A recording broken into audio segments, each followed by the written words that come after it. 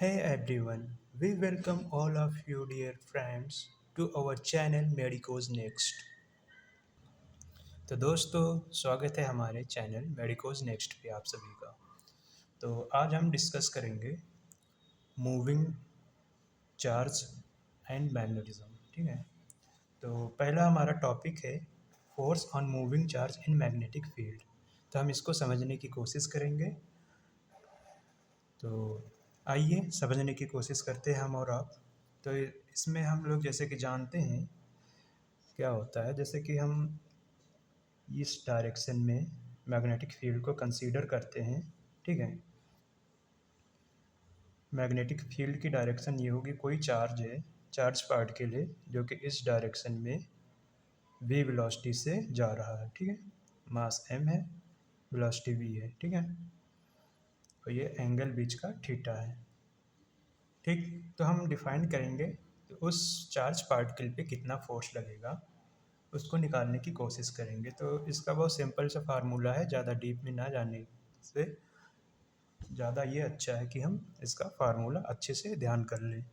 तो इसका फार्मूला कुछ यूँ है, हम ऐसे निकालते हैं फोर्स इक्वल टू, देखिए फोर्स किस पे डिपेंड करता है। इसमें फोर्स आपका डिपेंड करेगा इसमें कि जो चार्ज है वो कितना ज़्यादा, जितना ज़्यादा क्यू की वैल्यू होगी वो उतना ज़्यादा फोर्स लगेगा, क्योंकि force directly proportional to charge है and also directly proportional to velocity. जितनी ज़्यादा वेलोसिटी होगी उतना ज़्यादा फोर्स लगेगा चार्ज पार्टिकल के। ठीक है। और also directly proportional to magnetic field, magnetic field के भी डायरेक्टली प्रोपोर्शनल होता है and also directly proportional to sine theta, जो कि इन दोनों के बीच का एंगल है। तो अब हम इसको कैसे लिख सकते हैं, तो देखिए इसको हम फाइनली ऐसे लिख सकते हैं, force equal to Q V V sine theta. ये हमारा फोर्स का फार्मूला हो गया। ठीक है। तो हम यहाँ पे वी वी साइन थीटा को एक अलग तरीके से भी लिख सकते हैं, क्रॉस प्रोडक्ट के टर्म में।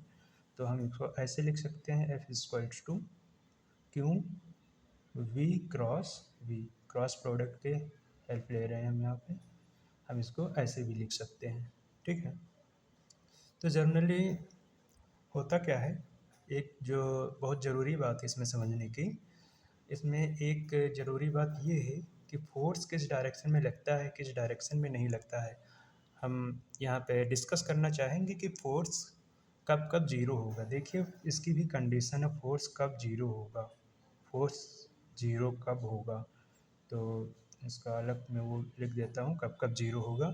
जैसे कि जब चार्ज हमारा ज़ीरो होगा तब फोर्स ज़ीरो होगा। और कब होगा फोर्स ज़ीरो, जब वेलोसिटी ज़ीरो होगी, मतलब कि चार्ज है बट उसमें वेलोसिटी बहुत, मतलब बिल्कुल नहीं है, ज़ीरो है वेलोसिटी, तब भी फोर्स ज़ीरो लगेगा। ठीक है। और फोर्स ज़ीरो एक और कब होगा, जब थीटा जो है ज़ीरो होगा आपका, या पाई होगा ज़ीरो, या और पाई अगर जो थीटा की वैल्यू है तभी फोर्स ज़ीरो लगेगा। क्योंकि मैग्नेटिक फील्ड के डायरेक्शन में या उसके जस्ट अपोजिट, मतलब 180 डिग्री के डायरेक्शन में फोर्स नहीं लगता है, उसके डायरेक्शन में, उसके अपोजिट डायरेक्शन में। ठीक है।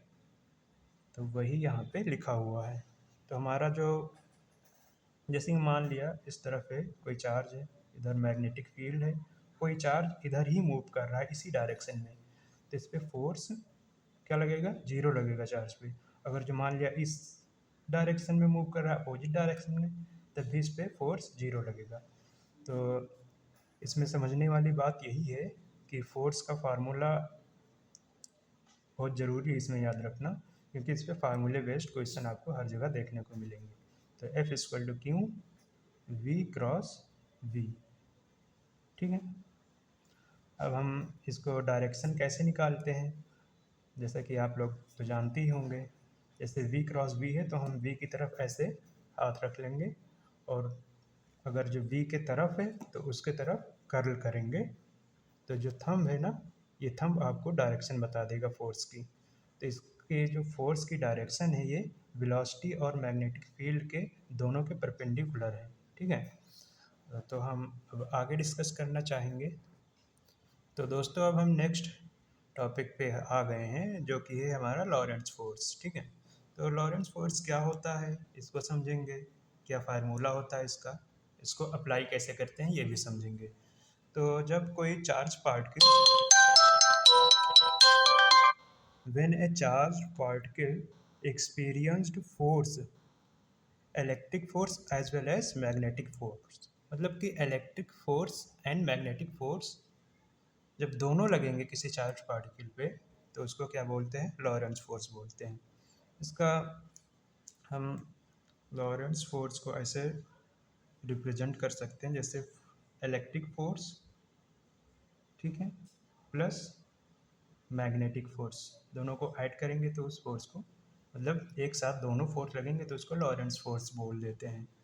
तो इसको हम ऐसे लिख सकते हैं, F equal to electric force क्या लगेगा, Q E, F equal to Q E, electric force यही तो लगता है ना। और मैग्नेटिक फोर्स क्या होता है, क्यू, जो अभी आगे हमने पहले डिफाइन कर रखा है, क्यू वी क्रॉस वी, इसको हम ऐसे रिप्रेजेंट करते हैं। सिंपली हम ऐसे भी लिख सकते हैं इसको, एफ इक्वल टू, क्यों हम कॉमन ले लिए हैं, electric field plus V cross V. तो हम इसको ही याद रखते हैं और जो भी क्वेश्चन आएंगे इस फार्मूले पे सॉल्व हो जाएंगे। तो जैसा हम लोग अप्लाई करने को भी सीखने वाले हैं यहाँ पे, तो हम लोग सीखते हैं इसको अप्लाई कैसे करते हैं। जैसे क्वेश्चन है हमारा,